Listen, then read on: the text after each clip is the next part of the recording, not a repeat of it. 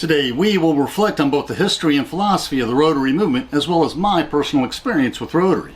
There are 4 types of civic groups: fraternal organizations such as Masonic Lodges, often with elaborate secretive rites closed to the publics; secular civic groups such as the Rotary, Kiwanis, and Lions clubs, which seek to serve the community; business networking groups such as the Chamber of Commerce, where each member promotes their business; and civic groups that have a limited membership base, such as the Catholic Knights of Columbus.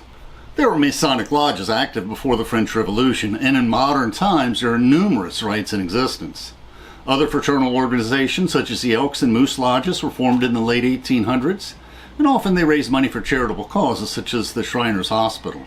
The major civic groups, mainly Rotarians, Kiwanis, and Lions, were organized in the early 1900s and are only secondarily business networking groups. And likewise, the business networking groups may raise money for charities. Now, historically, many Christian denominations were opposed to the Masons and other fraternal organizations, and the modern Catholic Church has never revoked its historic condemnations of these organizations. Individual members of these lodges will vehemently disagree, pointing out that these fraternal organizations strive to be non-denominational. And in truth, most pastors and priests will bite their lips and not mention these official stances to their parishioners, seeing their modern incarnations as somewhat harmless. For all, how threatening can elderly men with funny caps tootling about in small motorcycles and tiny cars in parades be? The Rotary clubs, which I recently joined, have no secrets. They're quite open about their philosophy. The first Rotary club was founded by attorney Paul Harris and 3 business associates, each with a different occupation, in Chicago, Illinois. Since they initially rotated the meetings among the offices of the members, they named it Rotary. But they quickly established a fixed meeting place, and Rotary very early became a service-oriented organization. By 1910, there were Rotary clubs in San Francisco, Oakland, Seattle, and Los Angeles. In late 1910, they founded the first international club in Winnipeg, Manitoba, in Canada. In 1912, they founded clubs in Ireland and London, and in 1922, they changed their name to Rotary International after founding clubs in Cuba, the Philippines, and India. And the Rotary movement grew both nationally and internationally, and many Rotarians were active in the founding of the United Nations after the end of World War II. Today there are Rotary clubs in most countries, except for many Middle Eastern Muslim countries. In the 1980s, women became eligible to join the Rotary clubs in America. Today there are over 46,000 Rotary clubs worldwide, with about 1.5 million members. Early in its histories, the Rotary clubs adopted the 4-way test. The Rotary website states that the 4-way test is a nonpartisan and non-sectarian ethical guide for Rotarians to use for their personal and professional relationships. Of the things we think, say, or do, is it the truth? Is it fair to all concerned? Will it build goodwill and better friendships? And will it be beneficial to all concerned? And the 4-way test is a restatement of the Golden Rule that is the core teaching of all Judeo-Christian traditions, with an emphasis on developing fellowship with fellow Rotarians. One example is when an inquirer challenged Rabbi Hillel, "Convert me to Judaism on condition you'll teach me the entire Torah while I stand on one foot." Hillel said to him, "That which is hateful unto you, do not do unto your neighbor." That is the whole Torah. All the rest is commentary. Now, go and study. Likewise, Jesus quoted from Deuteronomy, the core of the Judeo-Christian tradition, that you should love God with all of your heart, with all of your soul, with all of your mind, and with all of your strength, and you should love your neighbor as yourself, which summarizes the teachings of the law and the prophets. Now, you might object, since the Rotary is a strictly secular organization, this wouldn't apply if you do not subscribe to the Judeo-Christian tradition.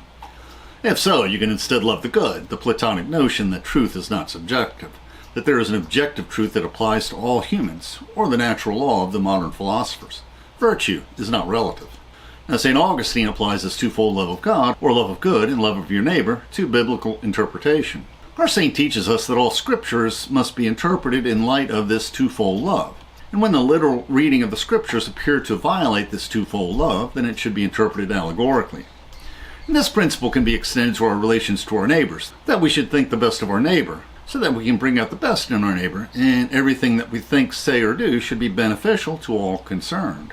And the same pattern is seen in the Decalogue, where what we think of our neighbor affects our speech and actions, and where our speech also affects our actions. Now note that the 4-way test bids us to speak the truth, and only say what is beneficial to our neighbor. Note that it does not say we should not lie, as the commandment reads not that we should not lie, but that we should not bear false witness against our neighbor, which means that we should also guard the reputation of our neighbor.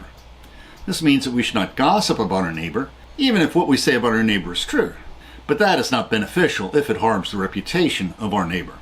The Rotary website states that the object of Rotary is to encourage and foster the ideal of service as the basis of worthy enterprise, and in particular to encourage and foster first the developments of acquaintance as an opportunity for service, second, high ethical standards in business and professions, the recognition of the worthiness of all useful occupations, and the dignifying of each Rotarian's occupation as an opportunity to serve society.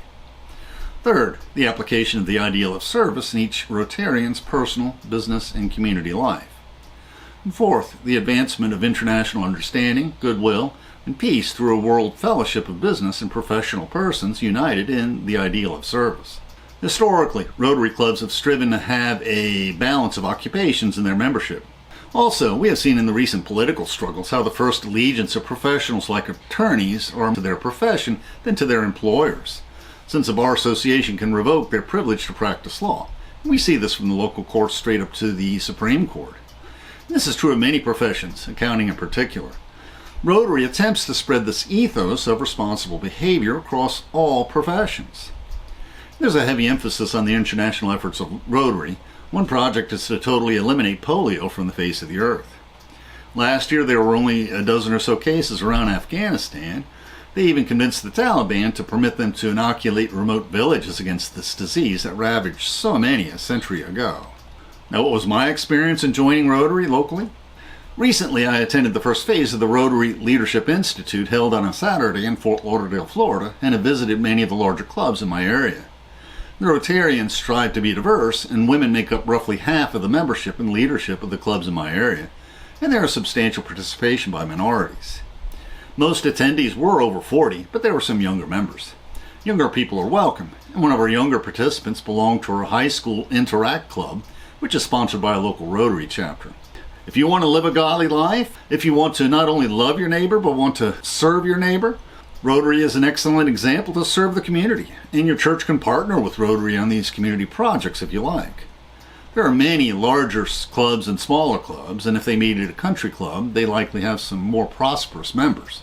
One meeting I was visiting, I was sitting next to an investment advisor in an established family firm. He said he joined Rotary because he was not interested in joining another business networking club. He wanted to join a club that gave back to the community. Members of Rotary clubs not only give alms to charities, but they also donate time and service, getting involved with the community. Now, if you don't think this is true with your local Rotary clubs, then you can join Rotary yourself and make it more true. Fellowship is a big part of Rotary, just as it is with churches, and the larger cities have multiple chapters, and you can visit many chapters to find one that is welcoming to you. But people are people wherever you go, and Rotary people are no exception, so whatever acquaintances you form in this world, you should simply strive for everyone you meet to become slightly better people because they met you, that you bring out the best in most everyone you meet. Rotary is very receptive to this compassionate ethos. In Rotary, you are encouraged to tell your compelling story of why you joined Rotary. This is my story. I had a traumatic experience with serving as an officer for an over 55 condominium association. We were threatening foreclosure on a problem owner who had been in and out of collections for about a decade, and of course he owed maintenance fees. His neighbor warned us that we should reconsider, that there was something not right upstairs with this fella. We went ahead with the foreclosure. He was also harassing the office staff, and many of his neighbors complained about his demented behavior. I visited him with a good-hearted lady who ran a guardianship service, and found he was totally out of touch with reality. He had no conception of his impending foreclosure. He was relying on his neighbors to feed him. He had no family. I called the attorney and stopped the foreclosure so the court could appoint this wonderful lady as his guardian, and she placed him in a compassionate facility and sold his condominium to pay his debts. My fellow board members were pissed. 6 months passed, and then they censured me, demanding that I resign, and instructed the attorney to mail a letter to all unit owners saying how I was not a team player, how I somehow was endangering the association. I responded by spending several $1,000s for my own mailing, printing in red letters on the front of the envelope that I was being censured for stopping the foreclosure of a destitute owner with advanced dementia who had no family and nowhere to go. Now, this could have happened in any of our over 55 communities. People just don't know how to treat those who are suffering from dementia. And about 15% of them do not have family to take care of them. The notion that we're responsible for our actions lies at the core of our religious beliefs in our society. And the uncomfortable truth is that dementia robs its sufferers not only of their memory, but also their reasoning and their moral compass. They're controlled by their emotions. Now, the police are becoming more aware of how they should respond to those suffering from dementia and how to respond to them, so be quick to call the police. Above all, if someone over 60 is behaving strangely, even if they have a history of odd behavior, they may have dementia, and in the very early stages it can be difficult to diagnose. Now, my goal is to educate the public on how we should treat our elderly and those with dementia with more compassion. At first, I organized a seminar on my own, but it had very low attendance and was not a success. Then, after joining Rotary, we organized another community seminar, and with the support of fellow Rotarians, it was more of a success, and next year's seminar will be a greater success.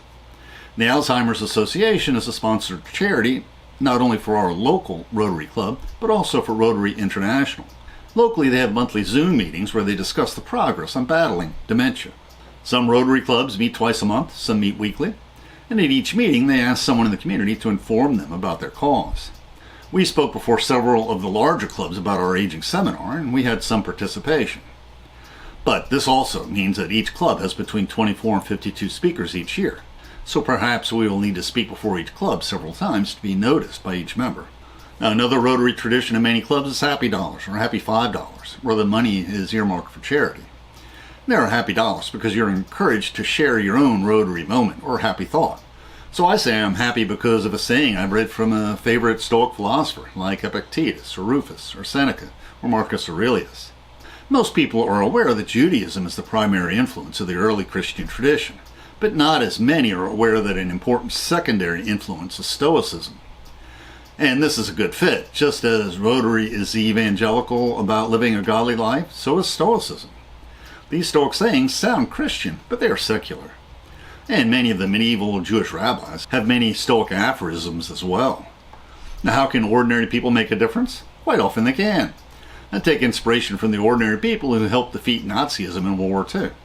In particular, the freelance spy, Agent Garbo, who was an ordinary Spaniard who worked on a farm, who eventually fooled Hitler into committing troops and tanks to Calais, ensuring the success of the landings on Normandy Beach on D-Day.